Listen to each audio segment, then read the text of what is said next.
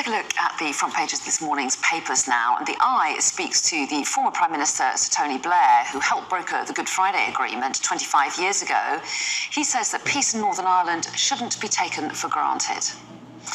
The Daily Telegraph leads with the shooting deaths of two British-Israeli sisters in the West Bank.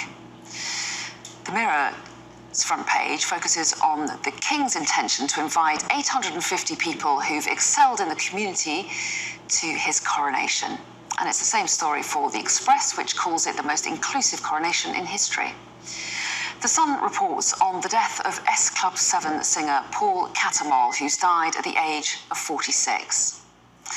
The Mail carries excerpts from a new book which claims the Princess of Wales found it difficult to take part in public walkabouts with Harry and Meghan after the Queen's death. According to The Times, 50 local housing authorities have scrapped their home building targets. The Guardian, meanwhile, understands that vaccines tailored to the needs of specific cancer patients could be ready in 5 years' time. While The Star tells us in very Star style that it's going to be very warm next week after Easter. Hooray to that. So, with me to review the papers this morning is the UK editor of The Big Issue, Paul McNamee, and the broadcaster and journalist, Vidisha Mamata. A very good morning to both of you. Lovely to see you both. So, let's kick off, shall we? Paul, you've picked the Daily Telegraph's front page to start with, and their main story focuses on the violence overnight and yesterday in the West Bank and in Israel. Yes, they're leading with the killing of two British sisters. Part family who moved to Efrat in the occupied West Bank, who had been travelling in the north of the country. They were going to the Galilee, and they were ambushed and shot. Nobody's claimed responsibility yet, but it's thought to be tied to Hamas. And this is part of the escalation, as you've said, in violence and attacks in Israel over recent days and weeks.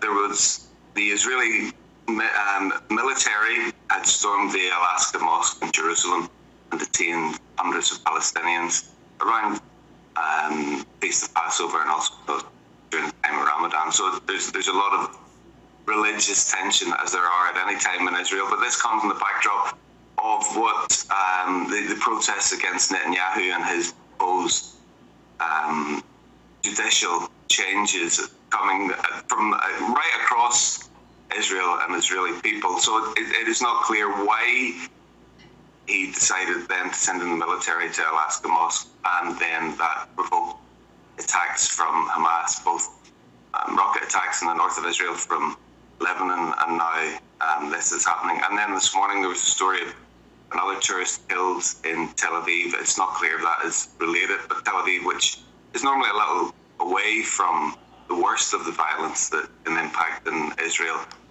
looks like it's been drawn in as well. That's right. Yes, a car ramming incident, which they believe is an attack, but we need to learn more details about that as well. So yes, a troubling time there at the moment, and we're keeping across that for our viewers as much as we can. In the meantime, take us to the Eye, Mamata, because they have an interview with Tony Blair, don't they, reflecting on this anniversary that's coming up on Monday, 25 years since the Good Friday Agreement.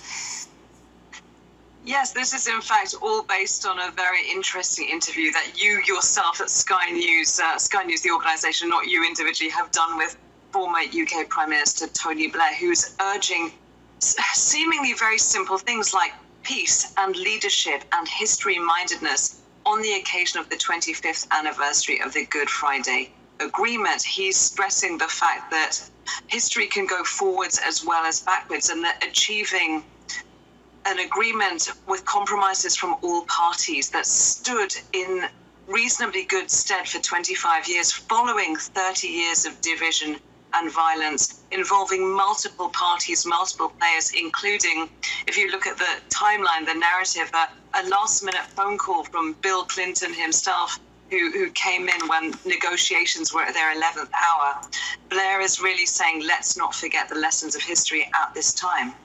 Well, that's right. And Paul, just to pick up with you just for a moment, there are sort of worrying warnings, aren't they, from the police in Northern Ireland, suggesting that they have strong intelligence that terror attacks are being planned against their officers in particular, I think, on Easter Monday. And then, of course, we've got the arrival of President Biden on Tuesday. I mean, it's a very big event to be marked, but there are worries about the tensions that are existing there at the moment. Well, I mean, as Tony Blair said in the interview, those tensions have not gone away. Good Friday Agreement was such a remarkable piece of brokerage that brought two sides together people thought would never come together. And yet it happened, and that, that's an incredible thing that he and those around him did. But all those little simmering tensions never went away, and they blister up now and again, and particularly now, as you've said, the Police Service of Northern Ireland have raised the threat level because of these Republican dissident threats. It comes on what is Easter Monday, which is traditionally a day that nationalists and Republicans mark because it's when the 1916 Rising happened. And also, as you said, it's clearly because of the Good Friday Agreement and ahead of Joe Biden arriving. It's not clear what Joe Biden is going to say when he goes to Belfast. I suspect that he will obviously be conciliatory, but also trying to force the sides back in and perhaps get the DUP to give themselves a shake and get back into Stormont. It's both a hopeful and a difficult time for people in Northern Ireland and the north of Ireland. And we just hope that all the work that happened, and I was there at the time when this was coming together, all that work that happened means that we don't move back, and the people of Northern Ireland just want their government to work again. Yeah, okay. And to move on, Paul, we were coming to your choice next, actually, and that was the Daily Mail's front page. And they, claiming the exclusive here, they've got access to a new book about the royal family, and their front page headline focuses on the fallout between the two princes.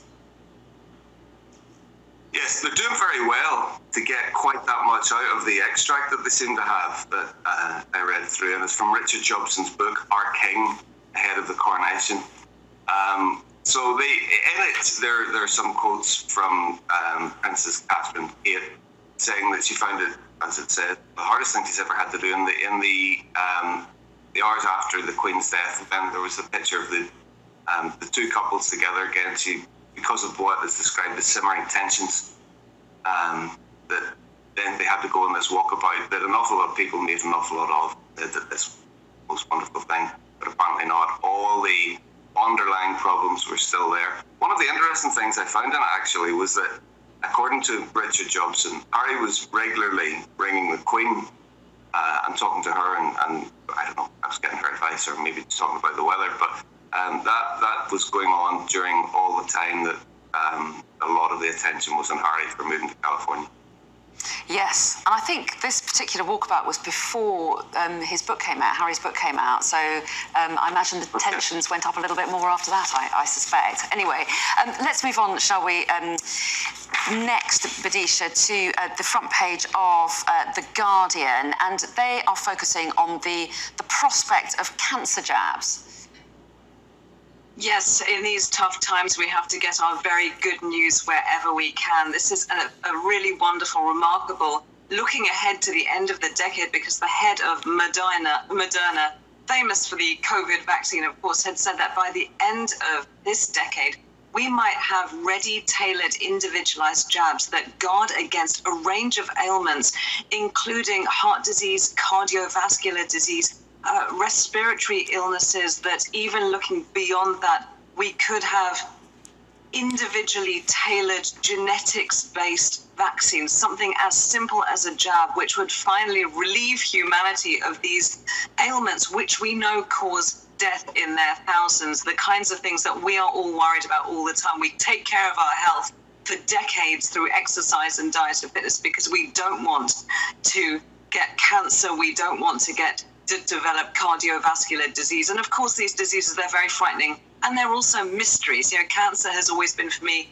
a catch-all phrase to describe cells that have gone bad. It's very terrifying. And yet, of course, this is a great endorsement of all of those the international community of health researchers and health workers who've worked together for decades. They've played the long game. particularly in the fight against cancer. And now seeing just this light at the end of the tunnel, massively exacerbated by developments that happened through the development of the COVID vaccine, that we've somehow spanned 10 to 15 years of medical research and expertise compressed into 2 to 3 years.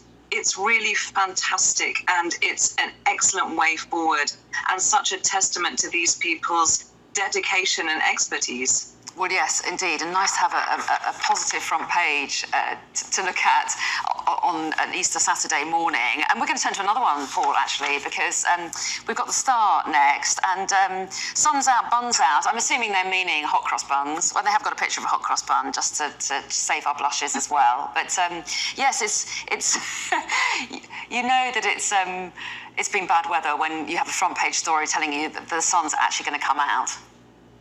Yeah, and I like the idea that you think the Daily Star are there to save anybody's blushes, because their front pages are always something that are worth noting. Sometimes a triumph, sometimes you do have to avert your eyes.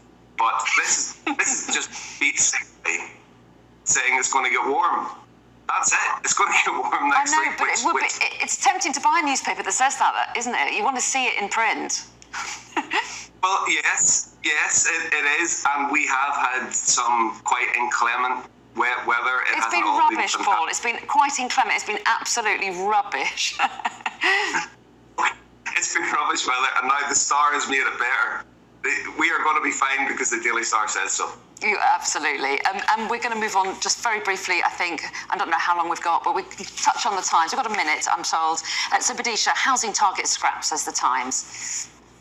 I'd much rather talk about whether one's buns are in or out. Mine are firmly in, but in any case, I wouldn't be able to house them. I wouldn't be able to house them in anything, because 55 councils have scrapped their targets to build safe and secure family housing after a covert rebellion from Tory backbenchers who are anti-development. And this has forced Levelling Up Secretary, which sounds like a made-up job. It's not. It's Michael Gove's post, to abandon his target of 300,000 new family homes going forward. So I guess if we have no housing, we have plenty of space to air our buns in the coming years. But of course, the serious thing to say is that critics are warning that this is going to set in motion a sort of train crash of unavailable, impossible to move into housing going forward, because you've got entire generations of people, of course, they want to move out in the cities and find a home. We're out of time. Paul, you may want to talk about that in another hour. I can see you wanting to get in, but for the moment, we're out of time. Thanks both.